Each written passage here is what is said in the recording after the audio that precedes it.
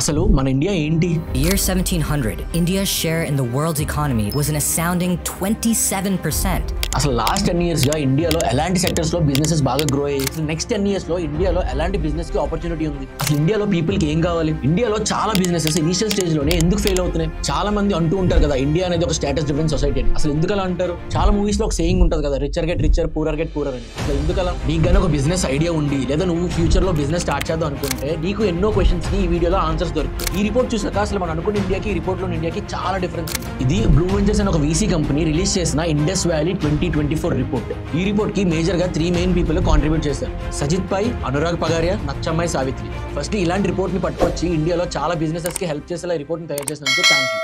ఈ ఇమేజ్ చూడండి, అసలు మన ఇండియాలో ఎంత జనాభా ఉన్నారో తెలుసా? ఇండియాలో 1420 మిలియన్ పాపులేషన్, అంటే అక్షరాల 142 కోట్ల జనాభా ఉన్నారు. అందులో 74 million tax filers, 22 million tax payers and 4.5 million majority contributors ఉన్నారు. ఇక్కడ మీరు అబ్జర్వ్ చేస్తే ఓన్లీ 22 మిలియన్ పీపుల్ మాత్రమే ఎంటైరిటీ ఆఫ్ ద ట్యాక్స్ ని పే చేస్తున్నారు. ఇండియాలో 25 నుంచి 40 మిలియన్ రియల్ కన్స్యూమర్స్ ఉన్నారు who actually contribute to the majority. అంటే ఈ కన్స్యూమర్స్ మీద నుంచే మెజారిటీ ఆఫ్ ద రెవెన్యూ ఇండియాకి జనరేట్ అవుతుంది. ఈ వీడియోలో ఇండియన్ కన్స్యూమర్స్ గురించి అండ్ వాళ్ళ కన్సంప్షన్స్ గురించి మాట్లాడదాం. అసలు చాలా మంది బిజినెస్ ఓనర్స్ ఈ కన్సంప్షన్ గురించి తెలియకే ఫెయిల్ అవుతారని నాకు అనిపిస్తుంది. ఎందుకంటే నువ్వు ఇండియాలో బిజినెస్ చేద్దాం అనుకుంటే నీకు నీ కన్స్యూమర్ బిహేవియర్ బాగా తెలియాలి. అసలు ఈ కన్స్యూమర్ దేని మీద మనీ స్పెండ్ చేస్తారో, దేని మీద మనీ స్పెండ్ చేయరని. ఈ ఫోటోని చూడండి, ఈ ఫోటోలో ఇండియాని 3 పార్ట్స్ గా డివైడ్ చేశారు: ఇండియా 1, ఇండియా 2, ఇండియా 3. ఏంటి బ్రో ఇండియా 1, ఇండియా 2, ఇండియా 3 అంటున్నావు, మేము ఎప్పుడు వినలేదంటే అసలు ఎవరు డివైడ్ చేశారు, ఎందుకు డివైడ్ చేశారు, ఇది డివైడ్ చేయడానికి రీజన్ ఏంటో నేను చెప్తా. వీడియోని స్కిప్ చేయకుండా ఎండ్ వరకు చూడు. ఈ ఇండియా 1, ఇండియా 2, ఇండియా 3 అనేది ఒక పవర్ఫుల్ ఆర్గనైజింగ్ ఫ్రేమ్ వర్క్. ఈ ఫ్రేమ్ వర్క్ ని మన బిగ్ బజార్ ఫౌండర్ అయిన కిషోర్ బియాని 2007 లో తను రాసిన ఇట్ హ్యాపెండ్ ఇన్ ఇండియా అనే బుక్ లో ఈ ఫ్రేమ్ వర్క్ ని ఇంట్రడ్యూస్ చేశారు. ఈ ఇండియా 1 ని కన్స్యూమింగ్ క్లాస్ అని అంటారు. ఇండియాలో ఎలాంటి స్టార్ట్అప్ పెడదామన్నా, ఎలాంటి బిజినెస్ మ్యాన్ అయినా ఫస్ట్ టార్గెట్ చేసేది ఇండియా 1. ఏ స్టార్ట్అప్ ఫౌండర్ అయినా ఇండియా 1 ని ఎందుకు టార్గెట్ చేస్తారని తెలుసుకోవడం కోసం ఇండియా 1 ని కొంచెం డీప్ గా చూద్దాం. ఈ ఇండియా 1 లో 30 మిలియన్ హౌస్ హోల్డ్స్ ఉంటారు, అంటే 120 మిలియన్ పీపుల్ ఉంటారు. ఈ ఇండియా 1 లో ఉన్న పీపుల్ ఎవరని మీకు ఈజీగా ఎక్స్ప్లెయిన్ చేయాలంటే వీళ్ళ ఫస్ట్ లాంగ్వేజ్ ఇంగ్లీష్,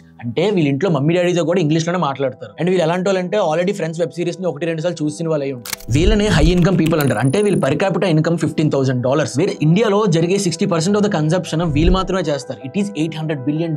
ఇండియా 1 గురించి ఇంకా క్లారిటీగా ఒక ఎగ్జాంపుల్ తో చెప్పాలంటే వీళ్ళు క్రెడ్ అండ్ నెట్ఫ్లిక్స్ లాంటి యాప్స్ యూస్ చేస్తారు. నెట్ఫ్లిక్స్ అంటే ఫ్రెండ్ సబ్స్క్రిప్షన్ కాదు, వాళ్ళ సబ్స్క్రిప్షన్ వాళ్ళకే ఉంటుంది. రీసెంట్ గా WTF ఈ-కామర్స్ అనే పాడ్కాస్ట్ లో కిషోర్ బియాని మళ్ళీ ఇండియా 1 ని 3 పార్ట్స్ గా డివైడ్ చేశారు. ఈ సెగ్మెంటేషన్ ని ఎలా డివైడ్ చేశారంటే ఇండియా 1 లో ఉన్న టాప్ 5% ని సింగపూర్ తో, నెక్స్ట్ వచ్చిన 28% ని పోలాండ్ తో, ఆ తర్వాత వచ్చిన 67% ని మెక్సికోతో కంపేర్ చేశారు. ఈ కంపారిజన్ ఎలా చేశారంటే వాళ్ళ యాన్యువల్ హౌస్ హోల్డ్ ఎర్నింగ్స్ బట్టి ఈ కంపారిజన్ చేశారు. ఈ రిపోర్ట్ లో Singapore, Poland, Mexico annual house hold earnings వచ్చేసరికి ఈ టాప్ 5% లో ఉన్న సింగపూర్ పీపుల్ ఎర్నింగ్స్ వచ్చేసి $6 మిలియన్ అండ్ తర్వాత వచ్చే పోలాండ్ $2 మిలియన్, ఆ తర్వాత వచ్చే మెక్సికో $1.2 మిలియన్.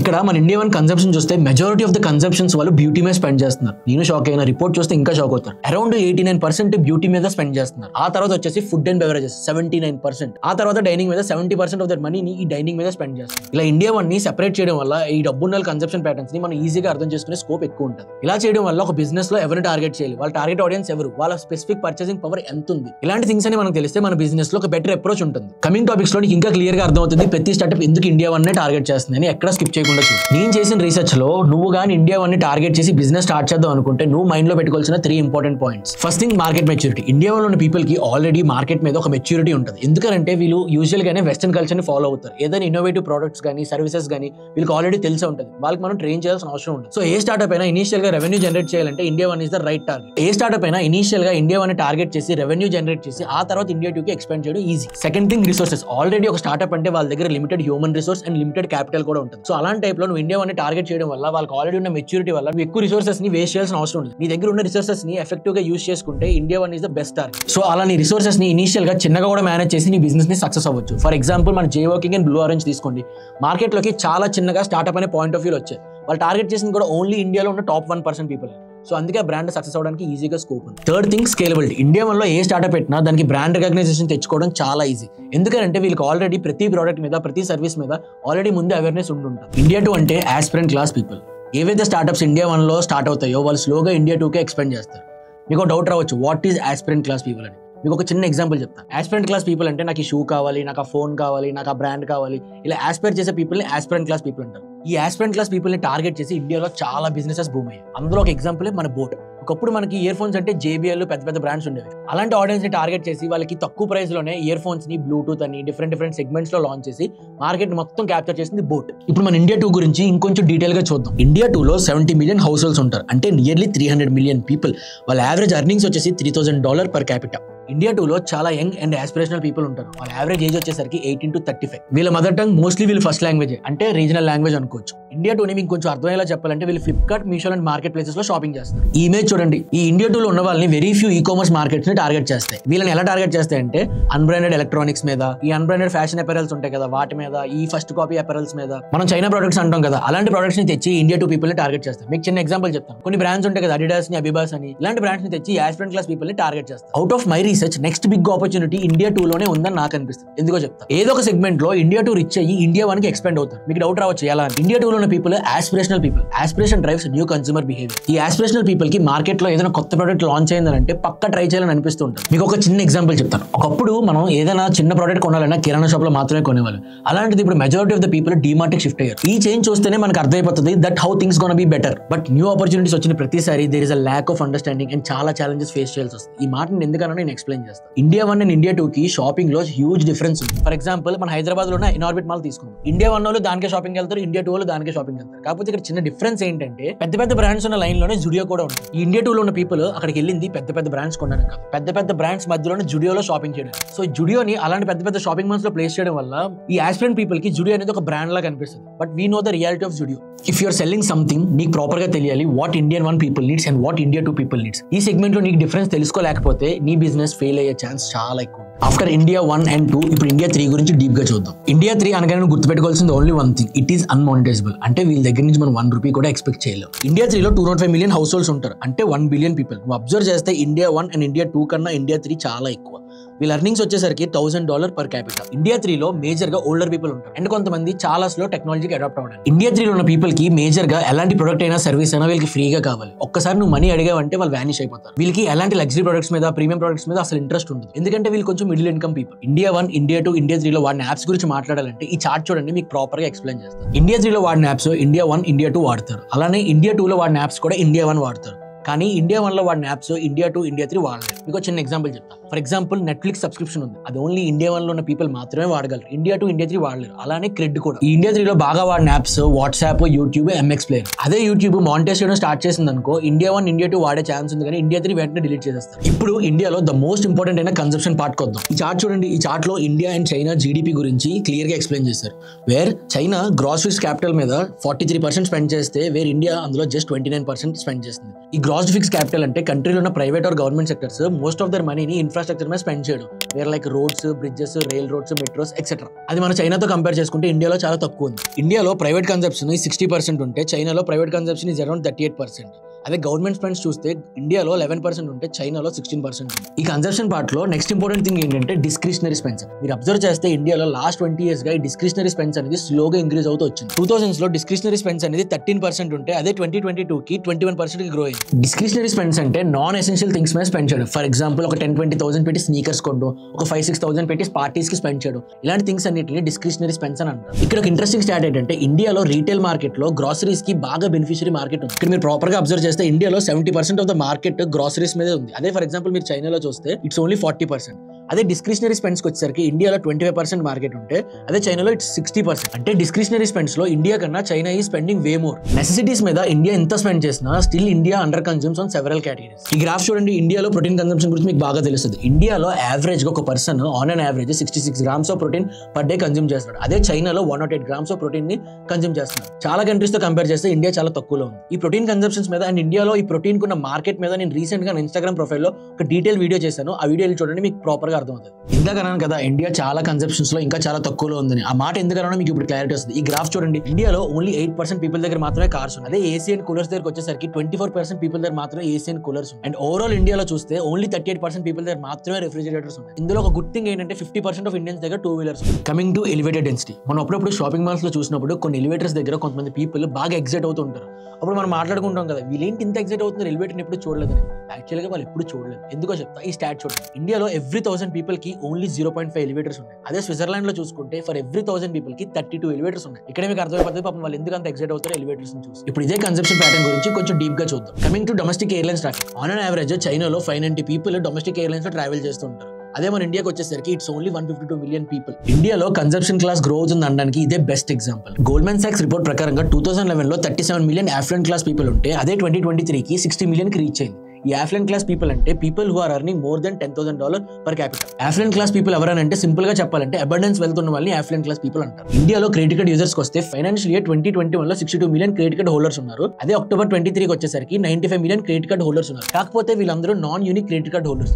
అదే ఇండియాలో యూనిక్ క్రెడిట్ కార్డ్ హోల్డర్స్ వచ్చేసరికి there are only 40 million people. అసలు ఇండియాలో ఇంతమంది క్రెడిట్ కార్డ్ యూజర్స్ ఉన్నారంటే దానికి మెయిన్ రీజన్ ఈ కామర్స్. ఎందుకంటే ఈ కామర్స్ వల్లే పీపుల్ కి నార్మల్ గా ఈ క్రెడిట్ కార్డ్స్ ని అలవాటు చేశారు. మీరు అబ్జర్వ్ చేస్తే ఏదైనా ఈ కామర్స్ గానీ మార్కెట్ ప్లేస్ లో ఏదైనా ఒక ఆఫర్ గానీ సేల్ గానీ రన్ అవుతుందంటే దానికి 10 days బిఫోర్ నుంచి ఒక క్యాంపెయిన్ రన్ చేస్తారు. ఏవని ఈ క్రెడిట్ కార్డ్ యూస్ చేస్తే ఎంత డిస్కౌంట్, ఆ క్రెడిట్ కార్డ్ యూస్ చేస్తే ఎంత డిస్కౌంట్ అని. అండ్ ప్రతి ఆఫర్ అండ్ సేల్ కి every market place 2 credit cards ని ఆఫర్ లో పెడతాయి అనమాట. అండ్ ఆ 10 days క్యాంపెయిన్ విపరీతంగా చేస్తారు. ఈ క్రెడిట్ కార్డ్ తీసుకోండి, ఈ క్రెడిట్ కార్డ్ తీసుకోండి. మీరు ఎక్కడ చూసినా క్రెడిట్ కార్డ్ ఏజెంట్స్ ఉంటారు. మనతో ఎలాగైనా క్రెడిట్ కార్డ్ తీసుకునేలా చేయడం. సో మనం కూడా మన మైండ్ సెట్ ఎలా ఉంటుందంటే అరే ఆఫర్ వస్తుంది కదా అనే కాన్సెప్ట్ లో క్రెడిట్ కార్డ్ యూజర్స్ పెరిగారు ఇండియాలో. మీ గ్యాంగ్ లో ఒక ఫ్రెండ్ ఉండి తను కూడా అబ్రాడ్ కి సరదాగా ట్రావెల్ పర్పస్ కోసం తిరిగాడంటే మీ గ్యాంగ్ లో ఒక రిచ్ ఫ్రెండ్ ఉన్నాడని అర్థం. ఇండియాలో ఓన్లీ 1% పీపుల్ మాత్రమే అబ్రాడ్ కి ట్రావెల్ పర్పస్ కోసం తిరుగుతున్నారు, అంటే టూరిజం పర్పస్ కి. అంటే ఓన్లీ 13 మిలియన్ పీపుల్ మాత్రమే బయట కంట్రీస్ కి టూర్ అనే కాన్సెప్ట్ లో తిరుగుతున్నారు. నెక్స్ట్ ఇండియాలో డిమాట్ అకౌంట్స్ గురించి చెప్తాను. ఈ డిమాట్ అకౌంట్ గురించి ఈ స్టాట్ చూస్తే మీరు పక్కా షాక్ అవుతారు. ప్రతి గ్యాంగ్ లో ఒక ఫ్రెండ్ ఉంటాడు కదా, నేను డిమాట్ అకౌంట్ ఓపెన్ చేశాను. అలాంటి ఫ్రెండ్స్ కి వీడియోని పక్కా షేర్ చేయండి. ఫైనాన్షియల్ ఇయర్ 2019 లో 36 మిలియన్ డిమాట్ అకౌంట్స్ ఉంటే అదే అక్టోబర్ 2023 కి వచ్చేసరికి 140 మిలియన్ డిమాట్ అకౌంట్స్ కి రీచ్ అయింది. కానీ నితిన్ కామత్ తన ట్వీట్ లో ఏం చెప్పారంటే ఓన్లీ 3 crore పీపుల్ దగ్గర మాత్రమే వాళ్ళ డిమాట్ అకౌంట్స్ లో మోర్ దెన్ 10,000 రూపీస్ ఉన్నాయి. మీరు ప్రాపర్ గా అబ్జర్వ్ చేస్తే లాస్ట్ 3-4 years గానే ఈ డిమాట్ అకౌంట్ యూజర్స్ రేషియో బాగా పెరిగింది. అది ఎప్పటి నుంచి, కోవిడ్ తర్వాత నుంచి. మీకు గుర్తుంటే కోవిడ్ లో చాలా మంది ఫైనాన్స్ ఇన్ఫ్లుయెన్సర్స్ ఈ ఫైనాన్స్ అరౌండ్ కంటెంట్ చాలా క్రియేట్ చేశారు. ఫర్ ఎగ్జాంపుల్ మనం ఫైనాన్స్ విషయాన్ని రచన రనాడే ఇలాంటి వాళ్ళందరూ ఈ ఫైనాన్స్ అరౌండ్ కంటెంట్ క్రియేట్ చేయడం వల్ల చాలా మంది యూజర్స్ కి ఫైనాన్స్ రిలేటెడ్ చాలా నాలెడ్జ్ అండ్ అవేర్నెస్ పెరిగింది. అదే కాదు, స్కామ్ 1992 ఈ హర్షద్ మేహతా వెబ్ సిరీస్ కూడా చాలా మంది మీద ఇంపాక్ట్ క్రియేట్ చేసింది. అందుకే ఈ డిమాట్ యూజర్స్ ఇంతవరకు పెరగడానికి రీజన్ ఇది. ఇక్కడ ఒక ఇంట్రెస్టింగ్ థింగ్ ఏంటంటే 3.4 crore people mutual funds invest చేశారు. యాక్చువల్ గా ఫిన్టెక్ వాళ్ళ దగ్గర 140 మిలియన్ పీపుల్ డేటా ఉంది. సో వాళ్ళు ఈజీగా రీటార్గెట్ చేసి ఈ మ్యూచువల్ ఫండ్స్ లో ఇన్వెస్ట్ చేసే వాళ్ళని ఈజీగా ఇంక్రీజ్ చేస్తారు. ఇండియాలో ప్రీమియం ప్రొడక్ట్స్ కి బిజినెస్ చాలా బాగా పెరుగుతుంది. ఏదైతే ఈ గ్రోయింగ్ కన్స్యూమింగ్ క్లాస్ ఉందో అందులో చాలా మంది ఈ ప్రీమియం ప్రొడక్ట్స్ ని పర్చేస్ చేయడానికే చూస్తున్నారు. India is a status driven society అని ఎందుకంటారో ఈ స్టాట్ చూస్తే మీకే ప్రాపర్ గా అర్థమవుతుంది. ఫైనాన్షియల్ ఇయర్ 2019 నుంచి 2022 వరకు చూసుకుంటే V-Mart the compound annual growth rate 14% ఉంటే జారాది 18%. అసలు ఇండియాలో జారాని ఇంత ప్రీమియం బ్రాండ్ లో ఎందుకు చూస్తారు? ఇండియాలో జారాని ఒక టాప్ మోస్ట్ ప్రీమియం బ్రాండ్ లా చూస్తారు. కాకపోతే జారా స్పెయిన్ లో it is the cheapest brand. జారాని అందరూ ఫాస్ట్ ఫ్యాషన్ బ్రాండ్ అని ఎందుకంటారంటే యాక్చువల్లీ జారా ఈ లూయి విటాన్, బెలెన్సియా అలాంటి పెద్ద పెద్ద బ్రాండ్స్ ఓవర్ నైట్ లో కాపీ చేసి మార్కెట్ లోకి ఫాస్ట్ గా డ్రాప్ చేస్తారు. Actually Zara inventory every 6 weeks కి మారిపోతుంటుంది. అందుకే Zara is a fast fashion brand. అలానే FMCG కంపెనీస్ కి వస్తే ఫైనాన్షియల్ ఇయర్ 2019 నుంచి 23 CAGR లో యూనిలివర్ 39% గ్రో అయితే నెస్లే 53% గ్రో అయింది. ఇక్కడ ఒక ఇంట్రెస్టింగ్ సెగ్మెంట్ ఉంది. 2 wheelers కి వస్తే ఇండియాలో హీరో CAGR 5% గ్రో ఉంటే royal Enfield the 16% CAGR grow. Actually hero the average ఒక బైక్ ప్రైస్ వేసుకుంటే 1 lakh ఉంటుంది. అదే royal Enfield the around 2 to 3 lakhs ఉంటుంది. అలాంటిది పీపుల్ ఎక్కువ రాయల్ ఎన్ఫీల్డ్ నే ఇంట్రెస్ట్ చూపిస్తున్నారు కొనడానికి. ఇదే చెప్తుంది ఇండియా ఎందుకు స్టేటస్ డ్రివెన్ సొసైటీ అని. ఇంకా ఆటోమొబైల్ సెక్టర్ లోకి వస్తే Mahindra CAGR is just 1%, where BMW owns 5%. మన ఇండియన్ మైండ్ సెట్స్ ఎలా ఉంటాయి అంటే ఒక 30-40 lakhs పెట్టి మహీంద్రా కార్ కొనే బదులు ఇంకొక 5 lakhs 10 lakhs ఎక్స్ట్రా వేసుకుని BMW కార్ కొనుక్కునే మైండ్ సెట్ లో ఉన్న పీపుల్ ఇప్పుడు అంతా. ఆన్ అండ్ యావరేజ్ మహీంద్రాలో హై ఎండ్ కార్ కొనుక్కోవాలంటే నీకు అరౌండ్ 30 to 40 lakhs పడుతుంది. అదే BMW అనుకుంటే అదే ప్రైస్ కి బేస్ మోడల్ వస్తుంది. సో పీపుల్ మైండ్ సెట్ ఎలా ఉందంటే స్టేటస్ డ్రివెన్ సొసైటీ అవ్వడం వల్ల ఆ బేస్ మోడల్ అయినా BMW కారే కొనుక్కుందాం అనే కాన్సెప్ట్ లో చాలా మంది BMW కారే కొనుక్కుంటున్నారు. ఇక్కడ ఉన్న లీడింగ్ K-షేప్ రికవరీ చూస్తే మన మైండ్స్ బ్లో అవుట్ అయిపోతాయి. ఇండియాలో sale of an entry level cars are declining. అంటే ఏదైతే కార్ లో బేస్ మోడల్స్ అయితే ఉంటాయో ఆ కార్స్ ని ప్రజలు కొనడం మానేశారు. ఈ స్టాట్ చూడండి, మీరే షాక్ అవుతారు. ఫైనాన్షియల్ ఇయర్ 2017 లో 0.47 మిలియన్ కార్స్ సెల్ అయితే అదే ఫైనాన్షియల్ ఇయర్ 2023 కి వచ్చేసరికి అది డ్రాస్టికల్ గా పడిపోయింది. వేరే ఓన్లీ 0.25 మిలియన్ కార్స్ మాత్రమే సేల్ అయ్యాయి. మీరు అనుకోవచ్చు మరి ఎంట్రీ లెవెల్ కార్స్ కొనకపోతే అందరూ ఏ కార్స్ కొంటున్నారని. ఇక్కడ ఇంకొక స్టాట్ ఉంది, ఇది చూస్తే ఇంకా షాక్ అవుతుంది. జనాలు అందరూ SUV కార్స్ మాత్రమే కొందాం అనుకున్నారు. దీంతో SUV సేల్స్ డ్రాస్టికల్ గా గ్రో అయ్యాయి. ఇక్కడ అబ్జర్వ్ చేస్తే 2010 లో SUV మార్కెట్ షేర్ 7% ఉంది. అదే 2023 చూస్తే మొత్తం SUV లో మార్కెట్ షేర్ 42% ఉంది. యాక్చువల్లీ ఈ SUV కార్స్ తయారు చేసే బ్రాండ్స్ జనాల్ని పిచ్చోళ్ళని చేస్తున్నారు. యాక్చువల్లీ SUV కార్ మీనింగ్ ఏంటి? Sports utility vehicle. అంటే ఏదైనా హై టెరెన్స్ రోడ్ లో కార్ పర్ఫార్మెన్స్ బాగుండాలని ఈ కార్స్ ని డిజైన్ చేశారు. ఇది మెయిన్ గా 4-wheel డ్రైవ్ తో వస్తుంది. జస్ట్ ఇప్పుడు ఈ కార్స్ లో ఏం చేస్తున్నారంటే గ్రౌండ్ క్లియరెన్స్ ఇంక్రీజ్ చేసి, కార్ హైట్ ఇంక్రీజ్ చేసి, బూట్ స్పేస్ కొద్దిగా ఇంక్రీజ్ చేస్తారు. దాంతో జనాలు అందరూ ఇది ఒక SUV కార్ అనుకోని దీనికి మళ్ళీ కొత్త పేరు కాంపాక్ట్ SUV అని జనాల్ని పిచ్చోల్ని చేస్తున్నారు. ఇందులో చాలా compact SUV just 2-wheel drive. అలాంటప్పుడు ఇది 4-wheel డ్రైవ్ కానప్పుడు ఇది SUV ఎలా అవుతుంది? జనాలకి ఇవన్నీ అవసరం లేదు కదా. వాళ్ళకి కావాల్సింది ఏంటి? పెద్ద కారులో తిరగాలి. అది ఒకటే కాన్సెప్ట్. ఆ కాన్సెప్ట్ ని బ్రాంచ్ ఎన్కాష్ చేసుకుంది. అండ్ మనం ఇప్పుడు నెక్స్ట్ స్టాట్ చూద్దాం. ఇక్కడ ఒక క్రేజీ థింగ్ ఏంటంటే యాపిల్ హిందుస్థాన్ యూనిలివర్ సేల్స్ ని సింపుల్ గా క్రాస్ చేస్తుంది. ఇక్కడ ఈ స్టాట్ చూడండి. ఫైనాన్షియల్ ఇయర్ 2024 లో Hindustan Unilever sales 600 billion rupees ఉంటే అదే యాపిల్ కి వచ్చేసరికి 800 బిలియన్ రూపీస్ ఉంది. ఈ ఫైనాన్షియల్ ఇయర్ 2024 లో చూస్తే Hindustan Unilever sales 600 billion rupees లో ఉంటే అదే Apple sales 800 billion rupees. Simple గా ఓవర్టేక్ చేసింది HUL.